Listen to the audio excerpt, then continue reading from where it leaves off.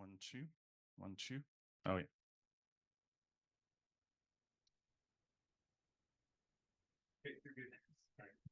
Thank you. Thanks to everyone for being here. Thank you for this invitation to share my work today. I'm a philosopher working on public trust in science. That's my area of research, with some previous work mainly on vaccine hesitancy. That's my area of specialization. But today I want to talk about misinformation. Misinformation, disinformation, and how to theorize people we disagree with. So you've heard we live in an age of misinformation, where mis and disinformation are spread so rapidly and so dangerously on social media that truth is being eclipsed, science is being undermined, and democracy is on the brink. Today, I'm going to challenge much of that account. I will not be arguing that misinformation doesn't exist or that it's not worthy of concern. I think it does exist and that it is worthy, and that it can be harmful. But I will be arguing against misconstruing social problems as information problems, whereby we supposedly live in this post-truth era or misinformation age, and truth and science need full defense in order to cure what ails us. I think we can do better than lean on the concepts of misinformation and disinformation when we are theorizing people we disagree with. I'm going to outline an alternative focus on epistemic trust rather than truth. And doing that avoids some epistemically and morally vicious tendencies of post-truth discourse, which tends to impugn the motives of our epistemic opponents and shuts down the possibility of civil disagreement and deliberation, both of which are actually paramount to the maintenance of democracy, which is what we're trying to preserve here. So I know there's a lot there. I'll do as much as I can in the time that I have, but I'll start with an outline just to take you through it. I'll first characterize what is often called the misinformation age and various other neologisms to characterize it. I'm going to challenge the current study of misinformation, which is sometimes referred to as a science of fake news. I'll have some different ideas about how it is that we should theorize people with whom we disagree. And finally, I'll have some very, very brief comments on this connection, this strong connection between truth and democracy. So I will start with this familiar narrative of the misinformation age, beginning with the 2024 World Economic Forum's Global Risk Report. And it ranked mis and disinformation as the #1 imminent threat to global security, ahead of extreme weather, societal polarization, cyber insecurity, and interstate and armed conflict. Now, in some ways, this is not too surprising because the alarm over mis and disinformation has been ringing for at least a decade. It's not that lies, propaganda, and bullshit they use that I'm using that in the philosophical sense, of course, didn't exist before, but now our current moment feels different. So there's all these new neologisms to try to capture that feeling that things are different now. Post-truth, post-fact, infodemic, the global disinformation order, that's the scariest one. And those phrases are employed in academic writing and news editorials, white papers, and blogs to denote not just the amount or the nature of manipulative and manipulated content, but something about a deep shift in people's relationship to truth. Truth is being eclipsed, wrote the philosopher Lee McIntyre in his book Post-Truth. And David F. Hoinsky, who's another philosopher, affirms the post-truth claim, people don't care about the truth. Now, they mean other people, of course, not them. Most of the literature on this misinformation age and post-truth, they identify 2016 as a pivotal year with the election of Donald Trump and the Brexit referendum. And those events, of course, sent shockwaves through liberal establishment institutions. The journalists, the academics, government employees working within really thought those votes would come out differently. And 2016 also marked the year that a fledgling area of research, misinformation science, AKA the science of fake news, was flooded with research funding to address those disturbing turns of events. So research centers quickly popped up in R1 universities, mostly in Europe and the US, for example, the Stanford Internet Observatory in 2019, and several others. Not to be left out, in Canada, also in 2019, McGill and University of Toronto established the Media Ecosystem Observatory. At the same time, nonprofit independent research centers were also being quickly established. The EU Disinfo Lab in Brussels, the Center for Countering Digital Hate in Washington, both established in 2018. And finally, EDMO, the European Digital Media Observatory in 2020, has hubs across every EU country and Norway. Now, I'm giving you this quick overview of the misinformation research geography to show that this area of research is big money, it gets big investments, it has a very big reach, and it was put together in a dramatically short period of time, just a few years, really. So misinformation science, what is it? It is an interdiscipline that encompasses psychology, that's computer science, and also brings in media studies, public health, and political science. It researches the nature and the causes of misinformation, how misinformation spreads, and it designs interventions to limit the harm. It's been extremely influential, both scientifically and politically, by attracting big grants.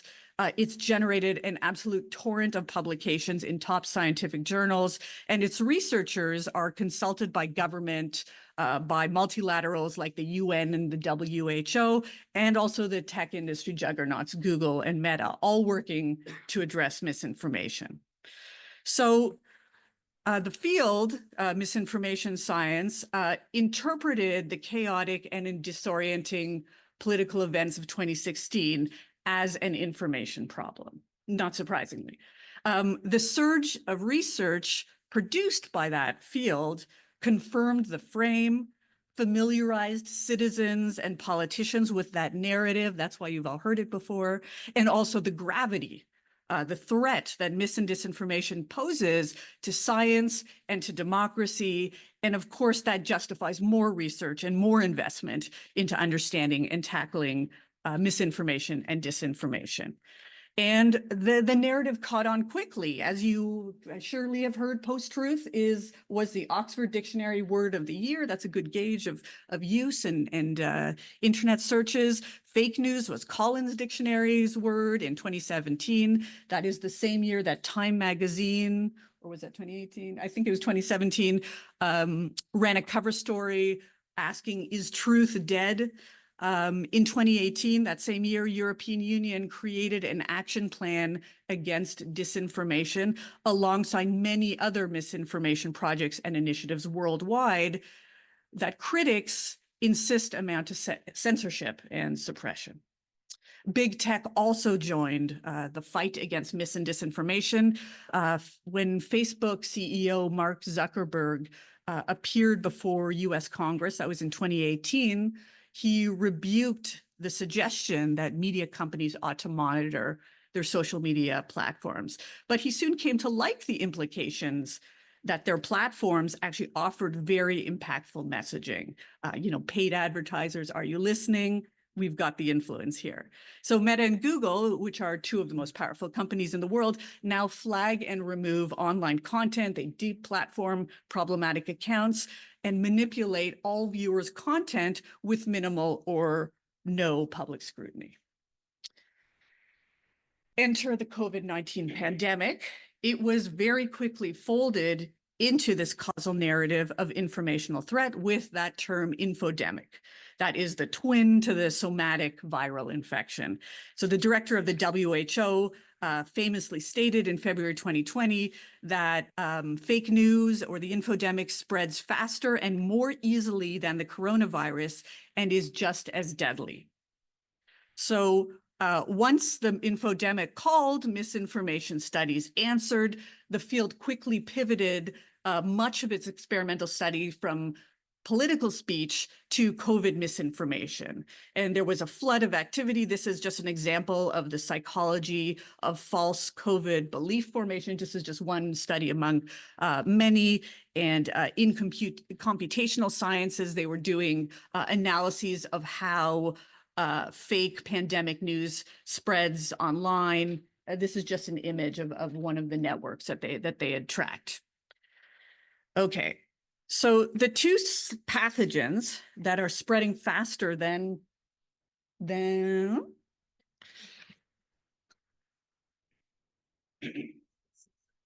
should I keep going? Okay. All right. No, I'll wait because I'd like to see the slide.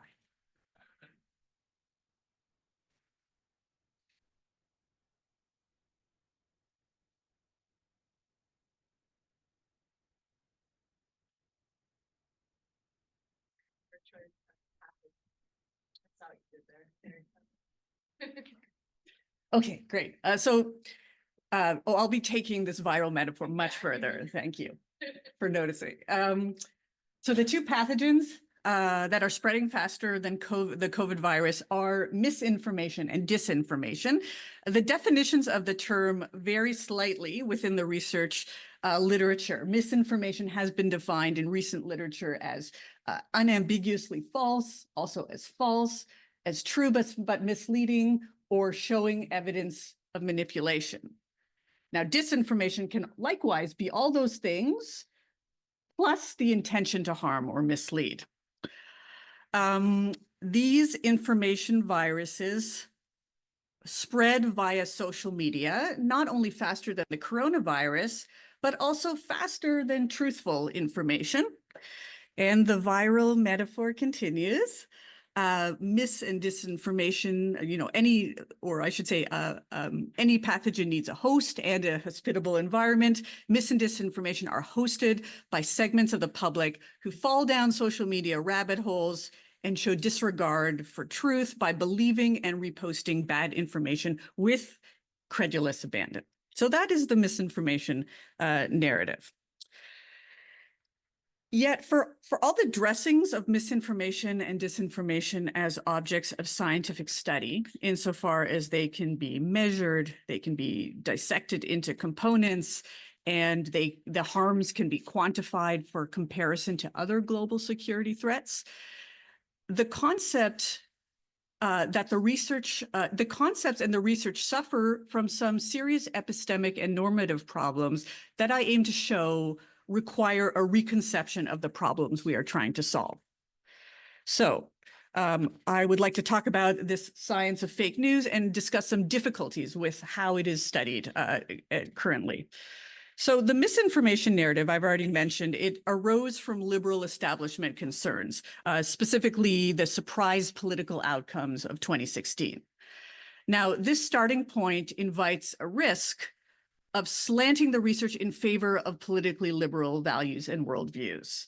Now, there's no problem with political values motivating scientific inquiry. They often do, but the integrity and the credibility of the research stands that it needs to guard against liberal bias appearing in the conclusions. So call that a key evaluation for science is this epistemic constraint. Your values that might have motivated the research cannot appear in the outcomes. So this constraint actually proves difficult to uphold because misinformation is the study of irrational factual claims and beliefs, rather than the study of belief formation as a whole. So to be clear here, what I'm saying is the research commit to this idea that there's is a science of fake news, not a science of all belief formation, which has already been going on for a long time. So there's this presumed asymmetry between true information and false information that they come into the research with. And I'm going to keep talking about this asymmetry, which I think is actually the seed of the problems with the science here. So because you start with this asymmetry, the science of fake news or misinformation studies, whatever you want to call it, it can only get off the ground if we have a reliable and universally acceptable way of separating true claims from false claims. So, and this gets us into epistemological difficulty because the truth is often not plain to see. So it's not to say that there aren't meaningful ways to separate true from false claims, but you find in the literature that there's very little epistemological discussion in that literature. They're not talking about how do we do that? How do we separate true from false claims? Instead, the issue seems to be sidestepped in the research when in the experimental research, you'll find that the researchers use made-up claims, like they test made-up propositions or news headlines that they know to be false because researchers made them up. And then they want to know if their study participants can identify them, right? That, of course, besides that that's a questionable way to do it, it also raises questions about ecological validity, too. Is it going to work in the real world, too? Or researchers rely on third-party fact checkers, this arm of journalism and nonprofits that also have very little discussion of epistemologies of misinformation. There's a whole political science literature on fact checking. It's not that fact checking is arbitrary, but they don't have special access to the truth. So the epistemological work of determining how do we know what's true and what's false is actually not done. It's more of a there's a political scientist, Joe Ucinci, that calls it, I know it when I see it, epistemology happening in this literature. Now, despite these epistemic concerns that I just raised, the researchers have a different story. They claim that they have found unique identifiers of misinformation. So researchers will speak with some regularity about the so-called fingerprints of misinformation, sometimes called the DNA of misinformation. So here's an example of a Wells one of the best known studies, I'd say, is this one, the fingerprints of misinformation, how deceptive content differs from reliable sources in terms of cognitive effort and appeals to emotion. And they found that compared to reliable information, misinformation is less cognitively complex and 10 times more likely to rely on negative emotional appeals. And other studies show that misinformation is, on average, more emotional than factual information. And linguistic analyses also show that conspiracy theories use significantly more fear-driven language as compared to scientists. So these are the fingerprints that they point to. So these metaphorical DNA or fingerprints of misinformation have since been channeled into all kinds of training exercises where subjects learn how to identify these characteristics. You can watch various training videos, all free online. For example, can you outsmart a troll by thinking like one? And then subjects can test and hone their skills in spot the fake news online games. Like these ones are called Bad News, Harmony Square, and Go Viral. These are also freely available online. They're a collaboration between misinformation researchers at the University of Cambridge and Google. Finally, in a trade book on psychology of misinformation, the author Sanders Van Linden, who's a leader in the field of psychology of misinformation, he offers this helpful mnemonic to arm the publics against misinformation. He says, when consuming media, think depict, discrediting, emotional polarization, impersonation, conspiracy, and trolling. These are the characteristics. He prefers the term DNA. These are the DNA of misinformation. Be warned and be wary. That's what readers are instructed. Now cognitive and social psychologists working on this area, it's this preemptive misinformation training. It's sometimes called pre-bunking. You might have heard that term. They concede that the mere prevalence of these cues, things like impersonation and conspiracy, are not evidence of their diagnosticity in the real world context, but they can point to computational machine learning working with large data sets that seem to have confirmed the results are robust and generalizable. Psychologists and of misinformation and Google's Jigsaw, that's the company's research unit tracking tracking threats to open society. They're using YouTube to conduct research in the wild, platforming their training videos and their games to see if online users like you and me are improving at spotting fake news. For example, do users notice the presence of emotional language and incoherent claims and scapegoating in what they've viewed? And I just wanted to show you this, just the title. You don't need to read all the small text. The researchers report robust effect. They say it's psychological inoculation of the kind I showed you improves resilience. Okay, but there are criticisms of the finding. This is a reanalysis of the existing research. Critics have objected that these characteristics of misinformation, these fingerprints, do not uniquely differentiate misinformation from accurate information. Here are some of the criticisms in general. True information can also be discrediting, polarizing, emotional, and conspiratorial. Media studies scholars have pointed this out, that especially in this age of underfunded news agencies, traditional news sources are increasingly using these clickbait type of efforts like emotional language and other attention grabbing techniques.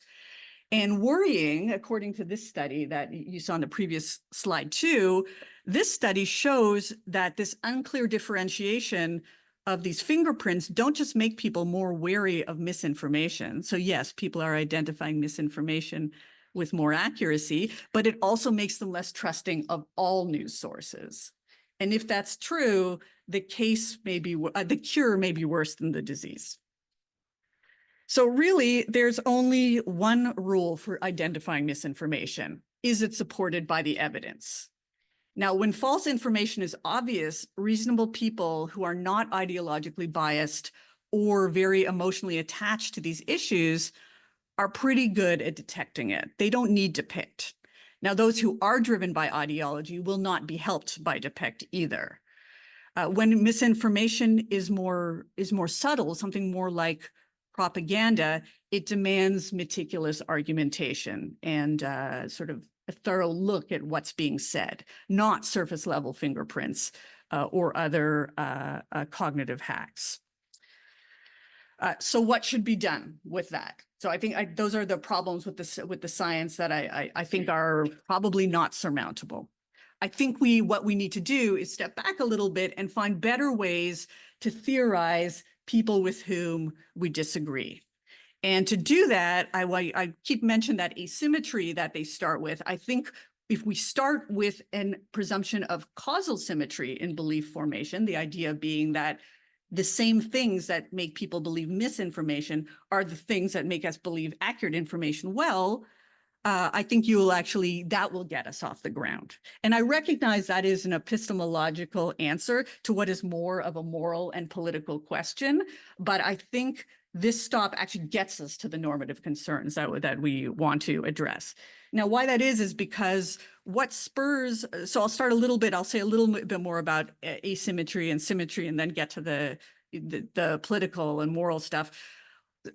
I think what spurs this tangle of epistemic and methodological problems that afflicts misinformation science is that motivating assumption that there's some unique force driving the spread of an interaction with misinformation, and that it is somehow different from the drive and spread of true ideas. And these asymmetrical explanations require further assumptions that are problematic. First, it assumes that truth and falsehoods are self-evident. We know it when we see it. And or if we don't know it, there's a scientist to tell us what it is. And therefore, misinformation and disinformation can be identified objectively. And neither of those assumptions, I've already raised a few concerns about that, sort of the epistemological concerns, but a further concern is that neither of those assumptions properly characterizes our information ecosystem. When you go online, this isn't the problem here. So I'll speak to the first one, this idea that truth and falsehoods are self-evident. With little exception, the media rarely spreads online, rarely spreads obvious falsehoods. And that holds even for Fox News. I know some of you are going to say, what about Fox News? Fox News is actually the object of a respectable amount of academic study. Political communications research studied the Fox News effect. And they do that because this news network, Fox, really does sway viewer attitudes and behaviors by way of their slanted and partisan, but not obviously false media. So now, why are there so little obvious falsehoods on cable news and on social media? The answer to that is because people won't believe them.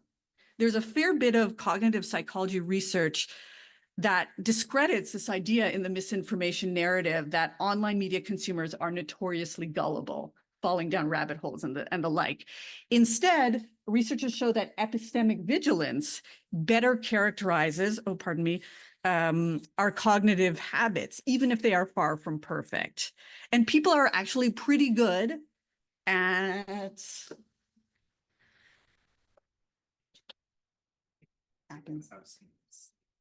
all right.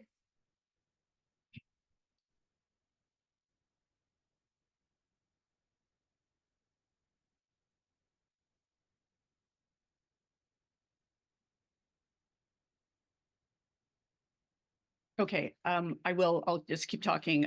So I was just saying that people are pretty good at sifting through high and low quality information. Now, in case you are incredulous, here we go, we're sort of here. In case you are incredulous about the claim I just made about given the problems that we were addressing, I can recommend Hugo Mercier's book, Not Born Yesterday, where the author characterizes a suite of cognitive mechanisms that promote epistemic vigilance. So instead of obvious falsehoods clogging our information ecosystem and fooling the masses, the bulk of problematic content are actually misleading claims that can be true, but are a little off somehow. So lacking context so that they can be easily misinterpreted. So for example, amplifying true reports of rare vaccine deaths is an example of true but misleading. Online users can then connect the dots to infer that something sinister is happening, but no fact-checking algorithm is going to catch that because nothing untrue was actually said. That's misleading. Now, the kinds of tactics that are used in that underlie misleading content, things like cherry picking, removing context, subtle framing devices, selectively consulting congenial experts, and so on. They are so pervasive that any attempt to try to distinguish misleading content from non-misleading content is unlikely to succeed. The philosopher Dan Williams has argued there can be no science of misleading content. It's just a little bit too fluid. Any assessment of which communications acts are misleading and which one aren't is going to be biased. You just can't help that. Determining which content is problematic, which are stripped of relevant context is highly vulnerable to the kinds of prejudices and partiality that are inescapable parts of human cognition. We just can't get around that.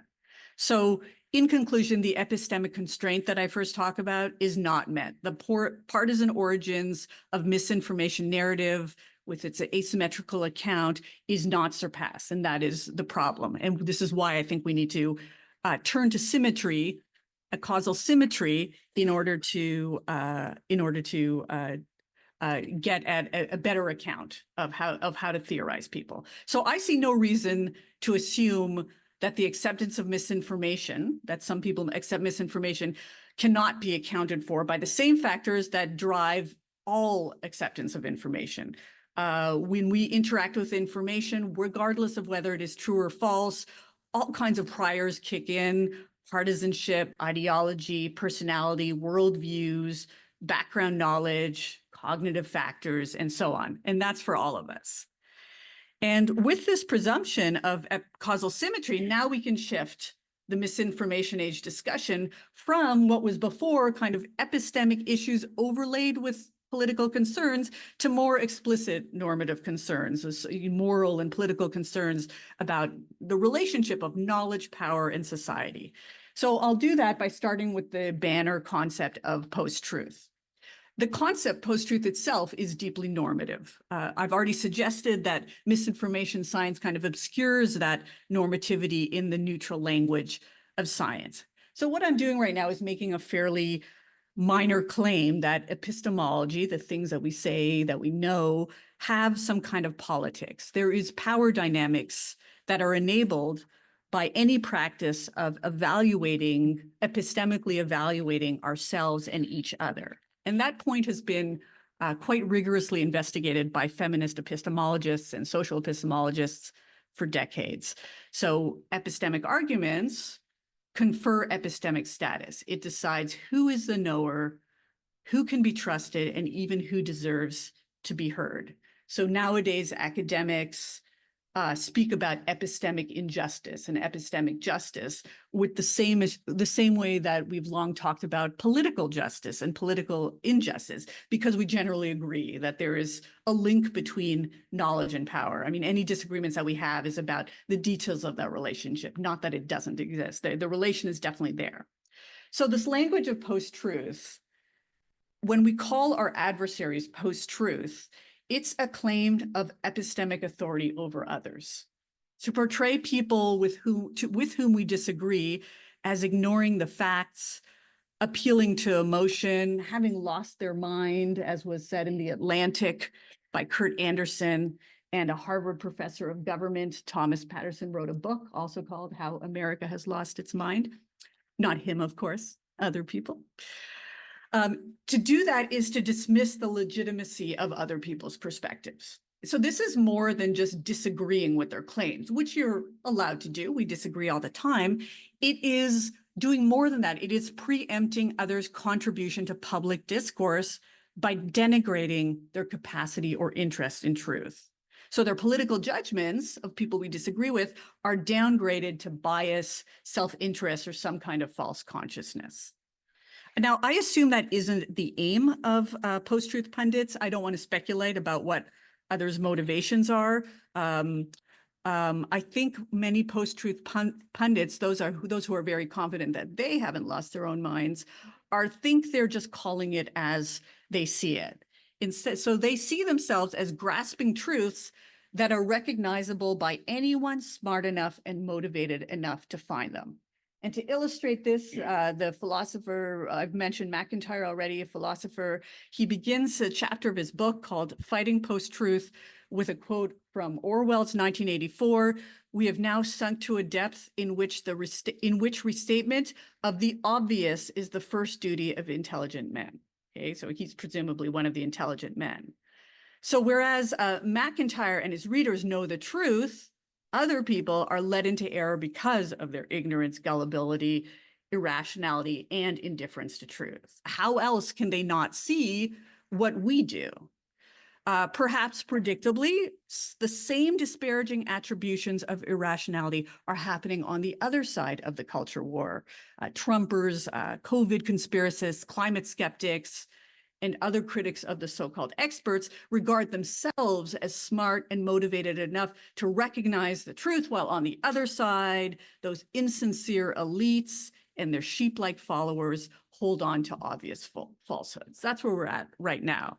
So just to illustrate that a little bit. So first, on the side of experts, on the side of the expert class, you find that misinformation researcher, Van Linden, I mentioned him already, describing the misinformation virus hijacks parts of our basic cognitive machinery. I mean, not his machinery, of course, other people's machinery. Meanwhile, Van Linden and his ilk are said to suffer from woke mind viruses, to use Elon Musk's terms, and other mind viruses, including postmodernism, radical feminism, and social constructivism. These are post-truth ailments. I didn't make up that term. And they are detailed in this book, The Parasitic Mind, How Infectious Ideas Are Killing Common Sense, written by Concordia marketing professor Gad Saad. And he writes this of left-wing intellectuals: once these mind viruses take hold of one's neuronal circuitry, the afflicted victim loses the ability to use reason, logic, and science to navigate the world. Instead, one sinks into an abyss of infinite lunacy, best defined by dogged and proud departure from reality, common sense, and truth. Okay. And he even has an Orwell quote, just like McIntyre. In the immortal words of Orwell, one has to belong to the intelligentsia to believe things like no ordinary man can be such a fool. So it's the same epistemic diagnosis on both sides.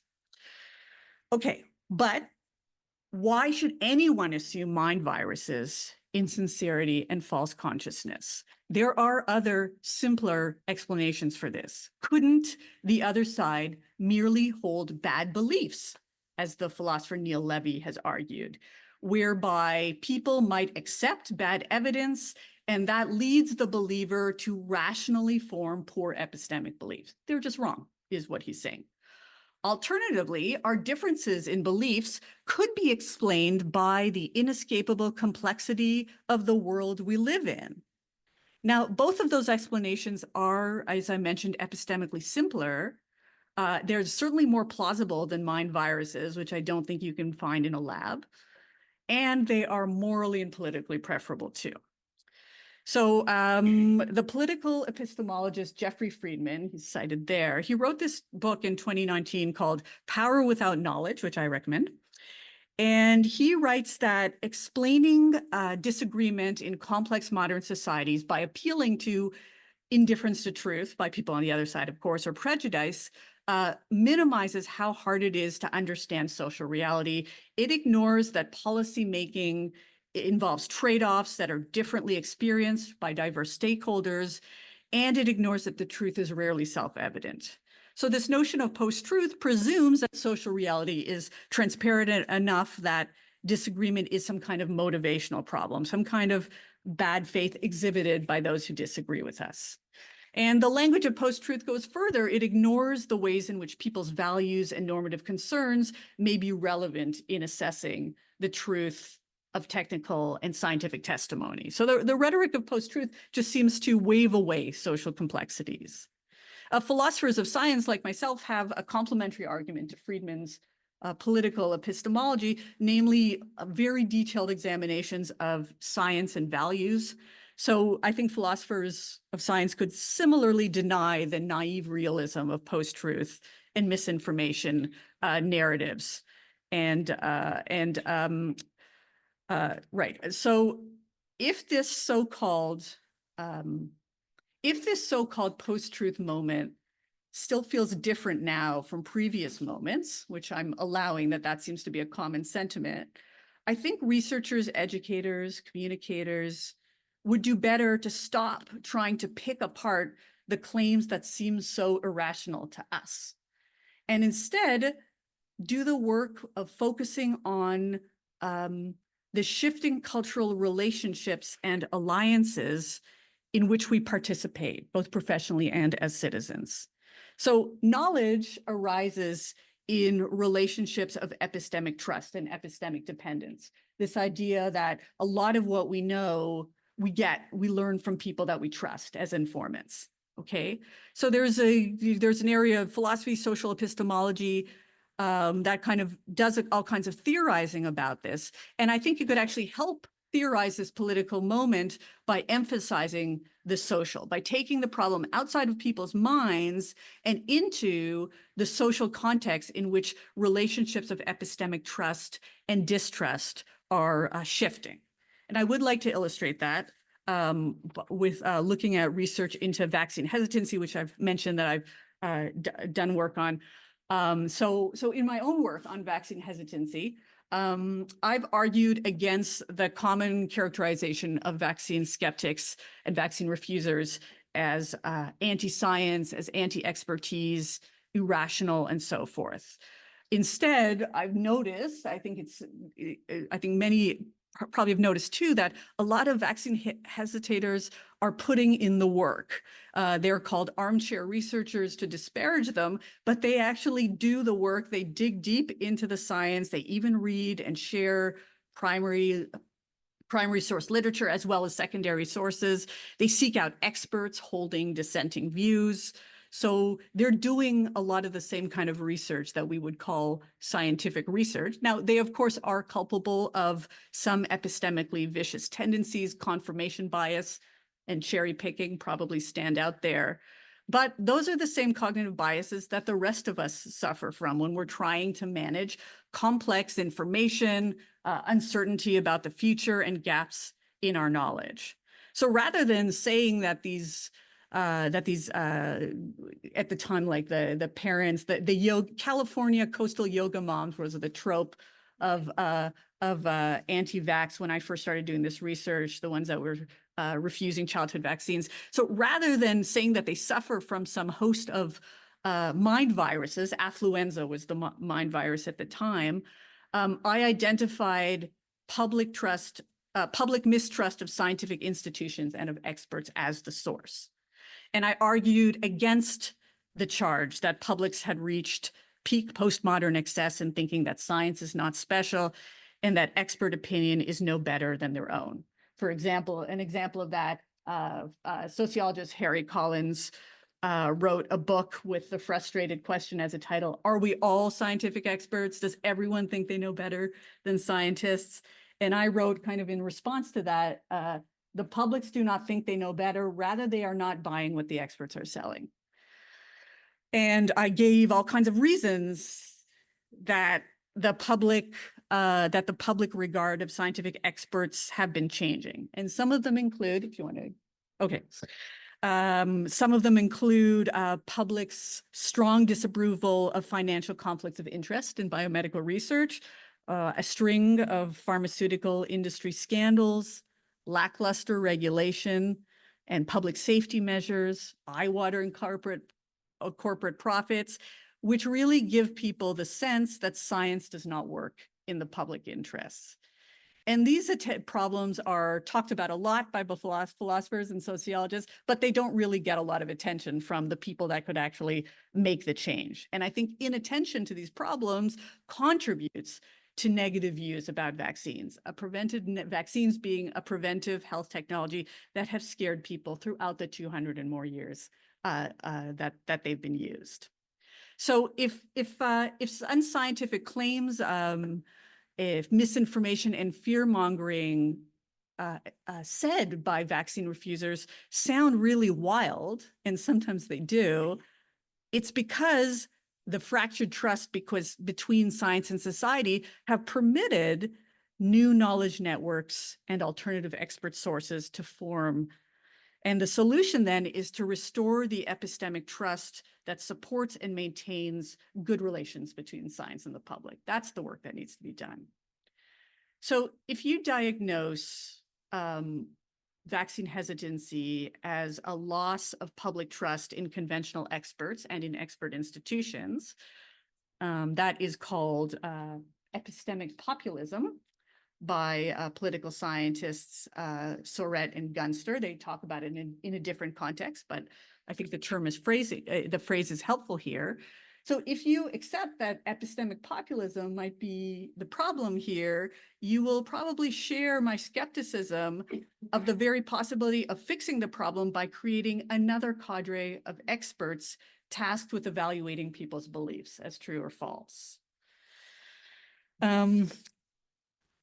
So now I will wrap this up. I know I'm talking a long time, but I can't wrap it up. Oh, yes. Okay. I'm going to say a few things about moral harm, epistemic trust, and finally, truth and democracy. So I want to say that determining other people's beliefs to be not merely wrong, but insincere, by insincere, I mean divorced from reality, divorced from truth, it denies people their experiences of the world. And because of that, there is actually a moral argument for acknowledging that believers care about the truth. So philosophers will know Moore's paradox, classic philosophy undergrad fare. where the philosopher G.E. Moore showed us the absurdity of making claims like it's raining, but I don't believe that it is. And the point of this exercise, if you took undergrad philosophy of language, was to show that truth must feature in people's explanations of their own belief. Otherwise, if I didn't believe something was true, I wouldn't be able to believe it. It doesn't mean it is true, objectively true, but it just means I need to believe that it's true. So the post-truth idea that people don't care about truth anymore is actually like, it doesn't work. So when you deny that foundational commitment, when I make this strange claim that you are post-truth, what I'm doing is rewriting the experiences and motives of that person. And that is actually a moral harm and also a poor strategy for building trust, whether epistemic or interpersonal trust. So this epistemic judgment that a person believes something for other reasons than thinking it's true will not be accepted by the speaker or the testifier. It can't be. The testifier will likely feel disrespected, and this poses a barrier to mutual coordination or cooperation. Okay, but of course, everything that I'm talking about epistemic trust, and I am diverting away from truth. And what about truth? The post-truth narrative, of course, emphasizes truth as fundamental to democracy. It's allegedly important enough to justify very far-reaching censorship and suppression, very illiberal policies, but they seem to be the bitter pill that we're supposed to swallow. Now, of course, truth is important to democracy. Democratic theorists recognize that we need something like shared facts in order to deliberate about important things. And of course, it's difficult to engage meaningfully without some kind of shared basics. And then we can talk about values and stuff like that. Now, post-truth, of course, captures that difficulty very well, right? But there are other democratic values that suffer when truth measures render people and populations unworthy of participation in deliberation because they're infected by mind viruses, they've lost touch with reality, and so on. Deliberative democracy theorists, for example, people that emphasize deliberation, say that what remains vital to a well-functioning democracy is its ability to give voice to different political groups and projects. So they would say something like, it isn't the eclipse of truth that makes democracy die. Now, I just invited an incursion into this sort of classic tension in democratic theory. Do we want truth and knowledge or inclusion and participation? And I think the answer is probably both. But what I won't allow is this kind of sort of post-truth narrative to sort of just smooth the way for truth always being ahead of participation. I don't think we're there yet and ready to make that kind of claim. Okay, I'm going to stop there. Thank you so much.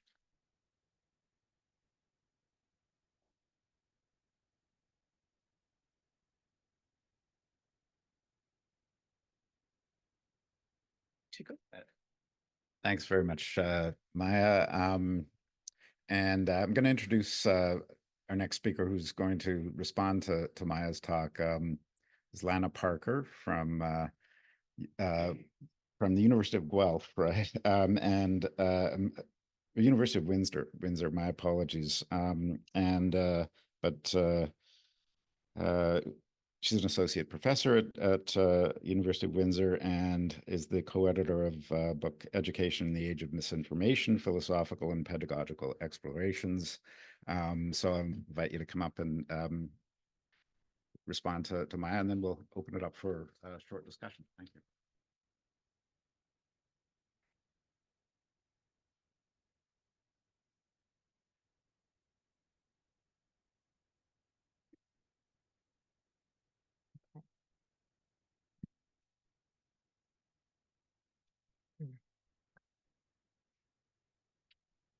Maybe just be able to put this here. Yes. Okay. Good morning. I'm Lana Parker. It's my pleasure to be here today, and thank you very much to the organizers for inviting me to respond to Dr. Goldenberg's paper and her talk this morning. I'm thrilled to do it. The good news is I don't know if it's good news or bad news. I don't have a PowerPoint, so somebody gets to rest while this thing flickers off. But the bad news is now you just have to look at me. So Apologies.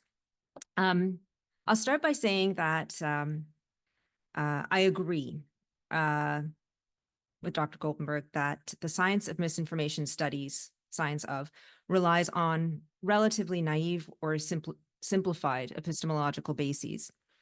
I also agree that the epistemic foundation of most information studies leads to post-truth claims that are claims of superiority in some way.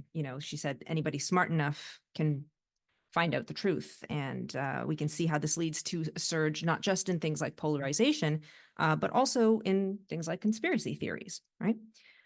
It sets us up to argue that the inability to recognize truth can be pathologized, as she says, as a mind virus. Finally, I also agree that the focus on misinformation. Okay.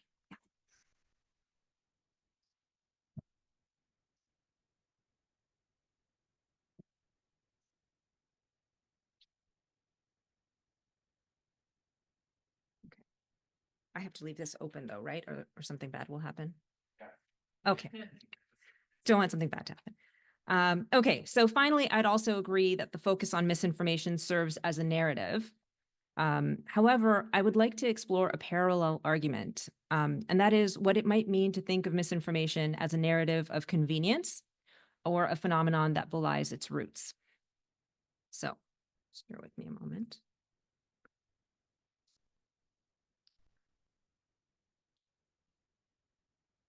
On June 23rd, 2016, one of the top Google search terms in the United Kingdom was the question, what is the EU? These internet searches largely took place in the hours after the UK held a referendum on whether to part ways with the European Union. The stakes could not really have been higher, yet it seems that the voting population had not really grasped information about Brexit clearly and did not perhaps recognize the effect this single decision would have on their daily realities. In the months and years to come, critics and scholars would argue that the entire premise of Brexit was built on lies and dissimulation, with efforts to convince voters to leave the European Union through massive mis- and disinformation social media campaigns. In 2016, the US election was subject to the same types of concerted social media efforts to control the flow of information to voters, with scholars and journalists uncovering evidence of Russian interference, bot accounts, troll factories that churned out high levels of pro-Trump rhetoric. The last few elections in Western democracies have been plagued by similar attempts to undermine the democratic process by sowing seeds of doubt on election outcomes, cultivating viral lies about politicians, and obscuring genuine issues with nonsensical conspiracy theories, I would say. As a result, concern with mis- and disinformation, its impact on democracies, and the repercussions for public discourse have become increasingly urgent. However, I agree with Dr. Goldenberg's central thesis that, quote, misinformation is the symptom, not the disease.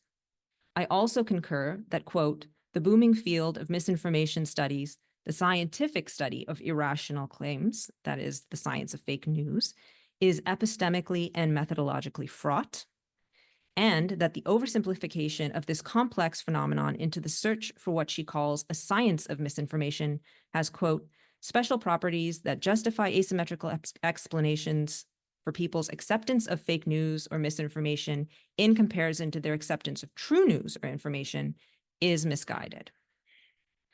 I argue that the phenomenon of misinformation appears on the surface of a more complex organism that nests within it questions of power, meaning-making, and capital.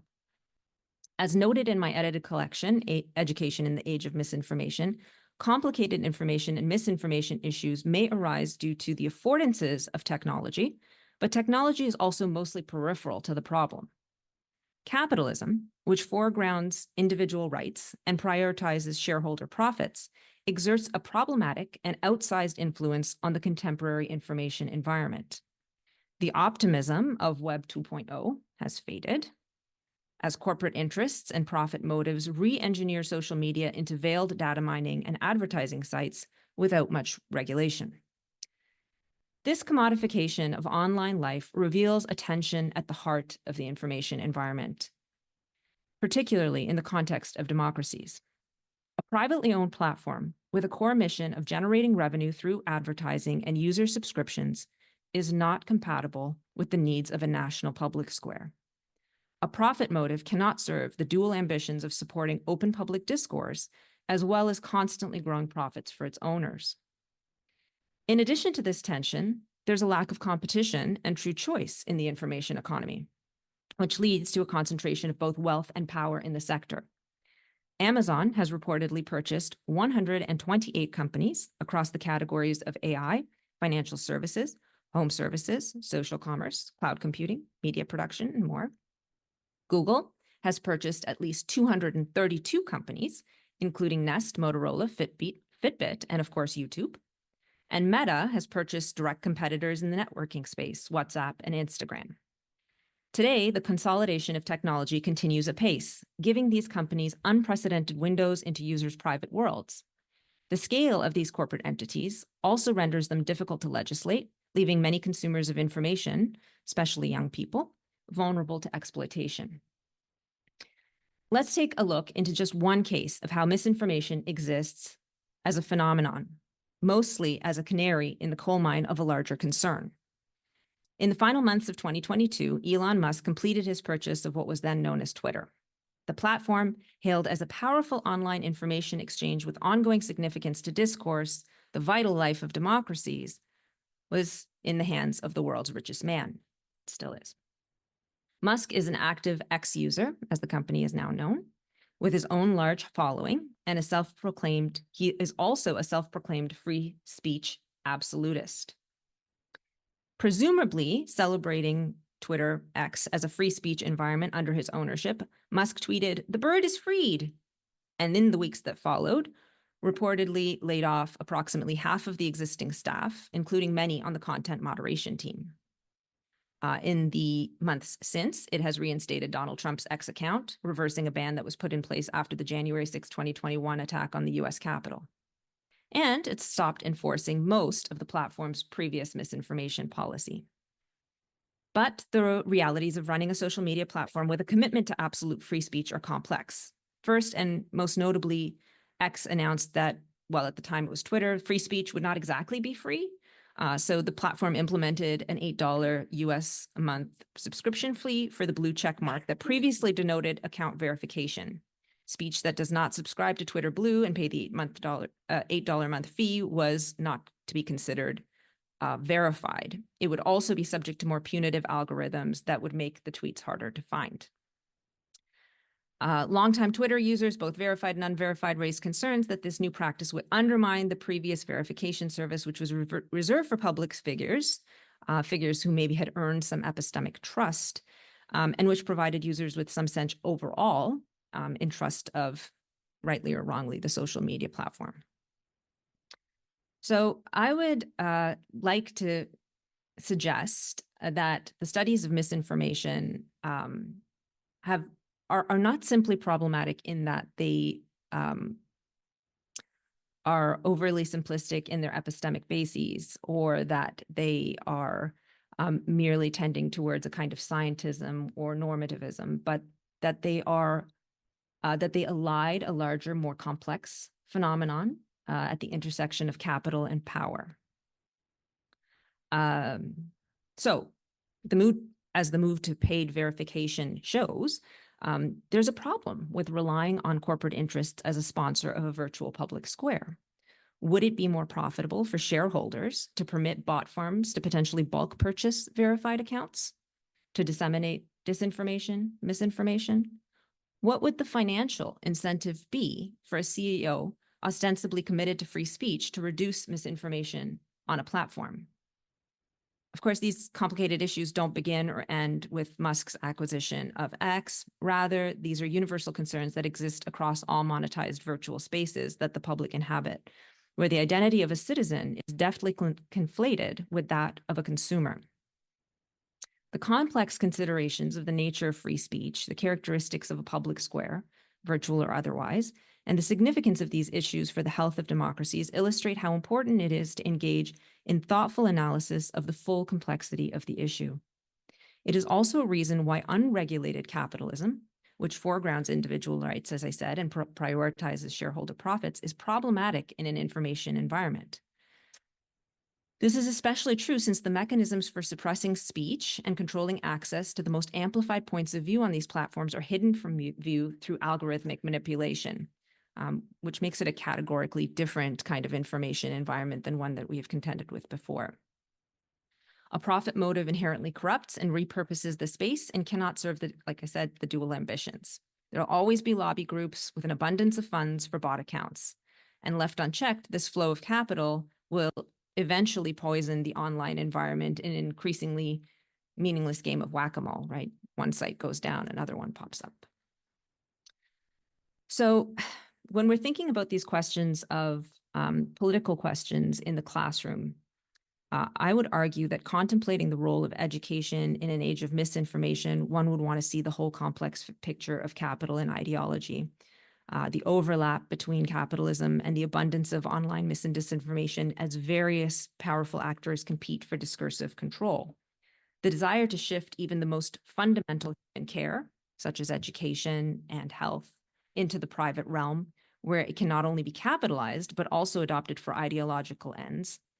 The attacks on democracy that serve to strengthen the appeal of authoritarianism, these make it less likely that capitalist tendencies will be regulated and mitigated for the public good. In this way, capitalism is adaptive, shifting like a chameleon to preserve itself. It's also efficient as it cannibalizes technologies to evade interference. At this juncture, I'd argue it might be useful to seek a theory for misinformation that extends beyond the science of misinformation, and one that locates it as just one arm of a many-armed big tech monster that embodies what Nitzan and Bickler call capital as power. Fuchs also offers something helpful here.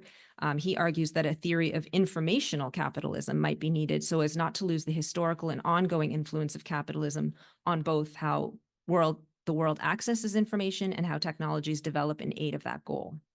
Informational capitalism, he writes, is needed to ensure that the nexus between knowledge, technology, and society is anchored in political economy, where things are increasingly seen as symbolic, immaterial, and informational commodities. And where the accumulation of capital, power, and where the accumulation of capital and power occurs on a transnational scale. The definition of informational capitalism highlights the complexity inherent in attempting to regulate technology or even to perceive its complexity behind the appearance of such things as misinformation. Its products are often observed as immaterial, and its scope defies national legislation.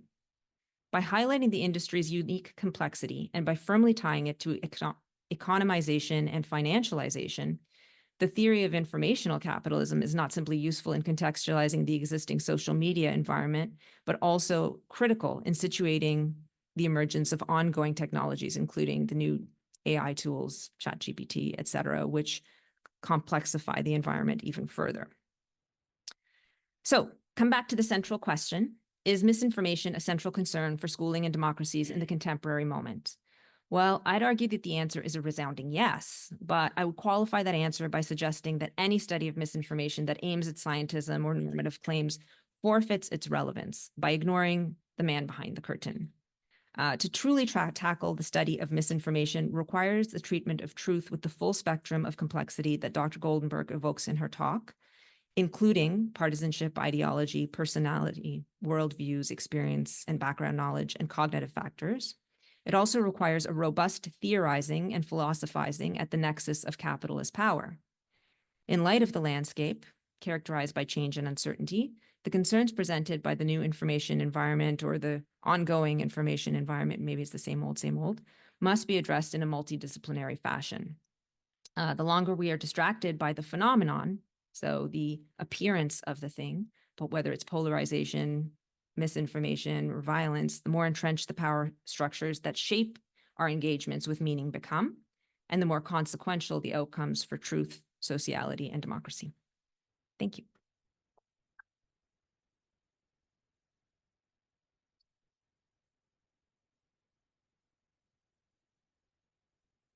So is this, it looks like this mic is live. We just have a few minutes for questions, actually, probably time for maybe one or two. Is there anyone who would like to pose a question to Maya or to Lana here in the audience? And I'll bring you the mic.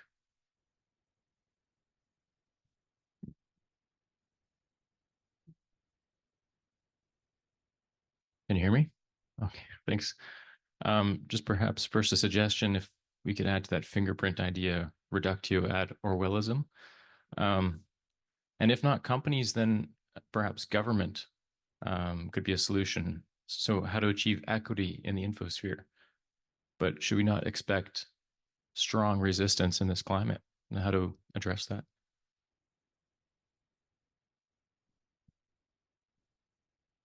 Oh, I've lost track of where people actually are.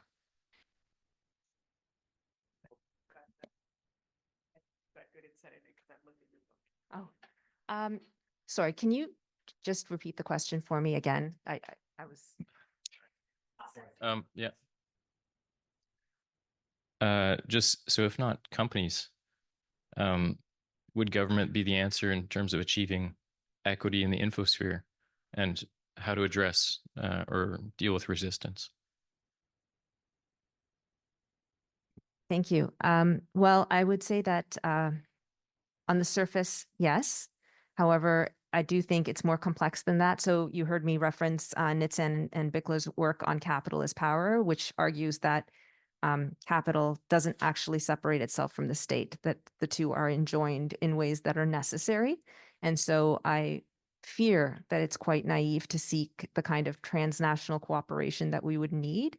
But we have seen some small incursions, mostly coming out of Europe, in terms of aiming to bring regulation, and I hate to use the word accountability, but some sense of responsibility, let's say, to the space. So for example, the billionaire owner of Telegram was just brought before the French courts for permitting child pornography and all kinds of terrible content on the site. And it's, I think, the first time that one of these tech billionaires has been brought into a sphere of responsibility before the courts. So there's optimism, but also I would say suspicion that it would just be a self-reinforcing circle. Thank you. Who else would like to ask a question? We probably have time for one more before we take our little coffee break.